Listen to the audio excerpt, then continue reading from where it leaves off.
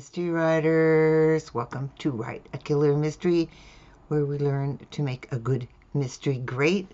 I'm Zara Altair, and today I want to talk about a recent discovery I made about giving characters a home in order to get in touch with their dialogue. First, I want to thank my supporters on Patreon for their continued support of Write a Killer Mystery and my mystery writing. And if you are enjoying this series and learning about mystery writing, I'd love for you to join us. I have special posts just for patrons on Patreon. The link is in the description below. Okay, so I thought I'd share this experience that I had to help you in case it helps you. And that is that a character's home setting is a reflection of their personality.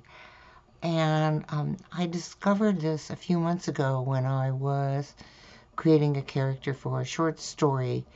And I really couldn't get a grip on her until I found her a home, and then everything just sort of fell into place. And recently, in my detective story, my detective is going to interview a suspect, and although I knew a lot about the character and I knew her role in the story, suspect, I didn't have a good firm grasp of who she was. And without that, it's really hard for me to write dialogue because a character's personality comes out in what they say. So, in order for me to write dialogue, I need to know who the character is as a person. And I want at least one catchphrase, that they use so it's easy for your reader to know who's speaking when they're speaking. I want to know if their speech is fast or slow. I want to know if my a detective, my main character, is going to have trouble understanding them or following their logic or not. So what I discovered for myself is that once I found a home for the character, I learned about their personality, and I use a real estate tool called Redfin, but any of them work. It's all the same. I found an isolated ranch for an assassin in Colorado and a modest townhome for another character in Boston, a stately San Francisco home for an art dealer, a rustic cabin in the redwoods for the victim of the current story. For me, giving the character a home helps me understand that character. All right, so let's talk about finding that home for your character. So first I go to the neighborhood. I do a search in the listing service like Redfin, and of where the character lives in the city, the town, the suburbs, the country, the woods, whatever. And I search for homes, and these are homes that are listed for sale. And I look for homes for sale in that neighborhood. And then I know the character's occupation and their income range, so I have an idea of what they can afford, or if they've been living there for a long time, what that home would be worth now, so I can make that correlation.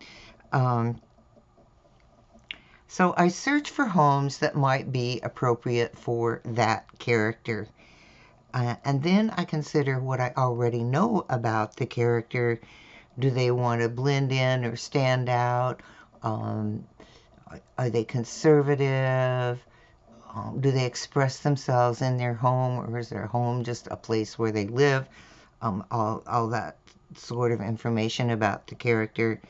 So I do that first search in the area where the character lives.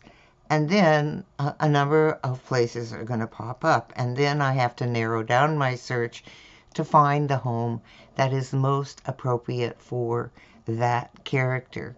And so when that first map list of all the homes for sale comes up, I can sort first by price, knowing what the character's income level is. And it's kind of a back and forth process between what I know about the character and looking at the homes and developing new ideas about the character from the homes that I'm looking at.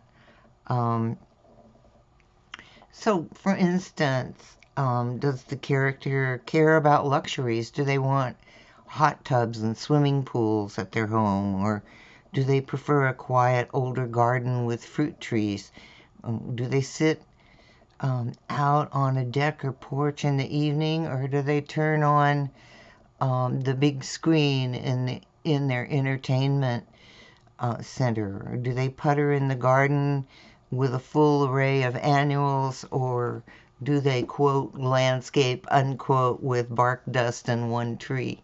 So just looking at the homes gives me an idea of yes, they would live there, or no, they wouldn't live there.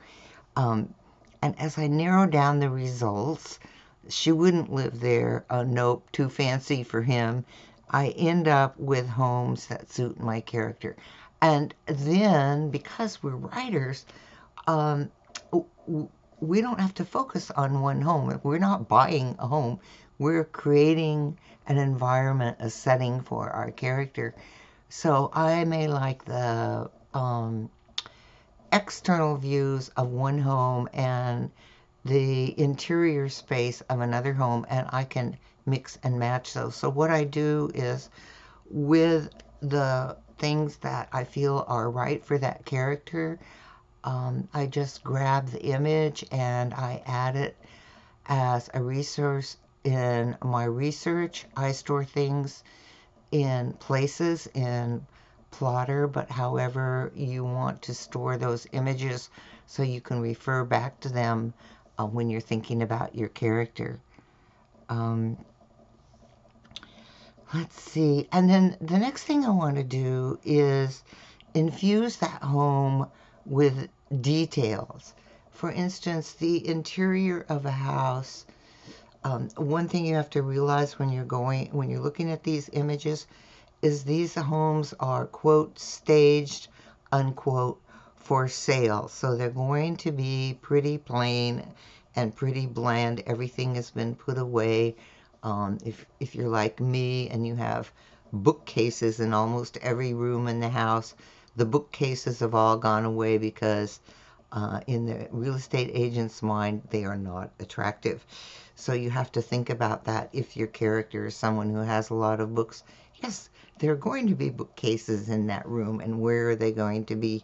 So it's kind of like you, as the author, get to furnish the home for your character.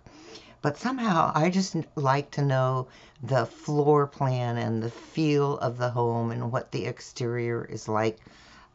It just helps solidify the character in my room, in my mind, and then I can go room by room and furnishes as I will to give me an idea of the internal layout of that character's home, because if my detective is meeting them in their home, that's going to give my detective a sense of who this person is as well.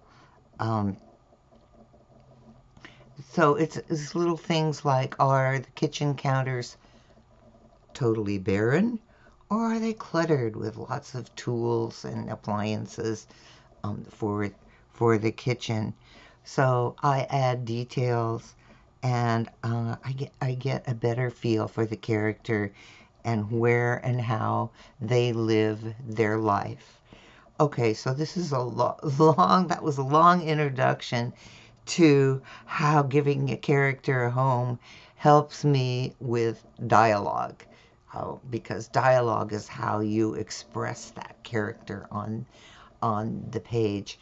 And so, um, when I know where the character lives and what the inside of their house feels like with the furnishings that they've chosen, um, I really have a sense of who that character is and how they live their daily life.